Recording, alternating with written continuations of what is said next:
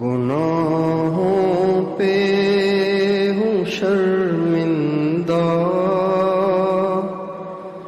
الہی درگزر کر دے۔ ہم میں سے جس سے جو غلط کاریاں ہوئی ہیں اس کو کتنا رونا چاہیے۔ اگر وہ دنیا میں نہ رویا اور دنیا میں رو کے اس نے ان کو صاف نہ کروایا، معاف نہ کروایا، تو اللہ اسے بتائے گا کہ تم نے یہ کیا تھا، تم نے یہ کیا تھا، تم نے یہ کیا تھا۔ شرمندگی بھی کتنی ہوگی اور خوف بھی کتنا لگے گا، اس وقت کتنی گھبراہٹ ہوگی۔ میرے بھائی گئے عمرے پہ، چھوٹے بھائی، تو پیچھے دکان پہ ملازم کو چھوڑ کے گئے، کیمرے لگے ہوئے تھے، تو وہاں عمرے پہ کیمرے چیک کرتا رہا۔ واپس آیا تو ملازم نے کچھ گڑبڑ کی تھی۔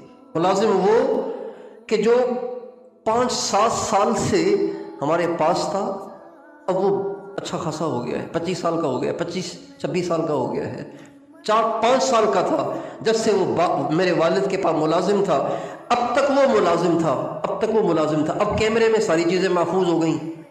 اب جب بھائی واپس آئے تو بھائی نے اسے مارا نہیں، اسے ڈانٹا نہیں، اسے دھمکایا نہیں، اس کو پاس بٹھایا اور پیار سے کہا، دیکھو تم نے کتنا زمانہ ہمارے پاس گزارا، تم 5 سال کے تھے جب آئے تھے، اب تم 27-28 سال کے ہو رہے ہو۔ میں نے تمہیں اپنا سمجھ کے دکان پہ بٹھایا تھا، اور دیکھو یہ ویڈیوز کہ تم نے کیا کیا ہے، یہ دیکھو تم اٹھا رہے ہو، یہ دیکھو تم گاہک سے لے کے جیب میں ڈال رہے ہو، یہ دیکھو تم یہاں سے اٹھا کے بوری کے نیچے چھپا، یہ تم نے کیا ہے کہ نہیں کیا؟ یہ اس کو دکھایا۔ اب اس کے پاس کوئی جواب ہی نہیں بنا، چنانچہ اگلے دن وہ آیا ہی نہیں، اور وہ پتہ نہیں کہاں غائب ہو گیا، صرف شرمندگی کی وجہ سے کہ ہائے 25 سال جنہوں نے مجھے پال پوس کے جوان کیا اور مجھے اپنا بچہ سمجھ کے رکھا، میں نے ان کے ساتھ یوں کیا اور ان کو پتہ بھی چل گیا، اور وہ خود مجھے بتا رہے ہیں کہ تم نے یہ کیا ہے، تو بیچارہ شرمندگی کی وجہ سے آیا بھی نہیں اور روپوش ہو گیا۔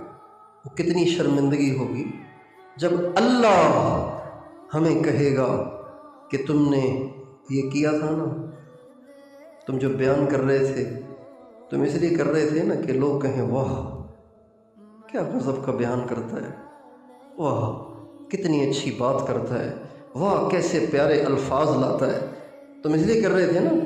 اور تم عورت سے بات کر رہے تھے لیکن تمہارا دل اس کی طرف کھنچا جا رہا تھا، عورت کو پتہ نہیں تھا، وہ تو تمہیں داڑھی پگڑی والا